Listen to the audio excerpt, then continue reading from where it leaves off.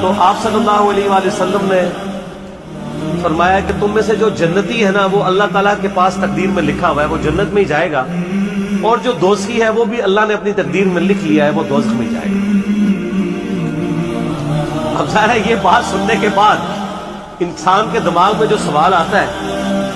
وہی سوال سیدنا علی کے دل میں بھی آیا۔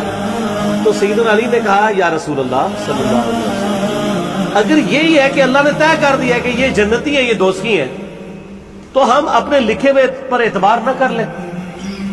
اور اعمال کرنا چھوڑ نہ دیں۔ آپ صلی اللہ علیہ وسلم نے اس سوال کو ویل لیفٹ کر دیا اور ایک اور بات ارشاد کی۔ آپ نے فرمایا کہ تم اعمال کرتے جاؤ، جو شخص جنت کے لیے پیدا ہوا ہے اس کے لیے جنتیوں والے اعمال آسان ہوتے جائیں گے، اور جو شخص دوزخ کے لیے پیدا ہوا ہے اس کے لیے دوزخ والے اعمال آسان ہوتے جائیں گے۔ یعنی دنیا میں انسان کو پتہ چلنا شروع ہو جائے گا کہ میں دوزخ کے لیے پیدا ہوا ہوں یا جنت کے لیے۔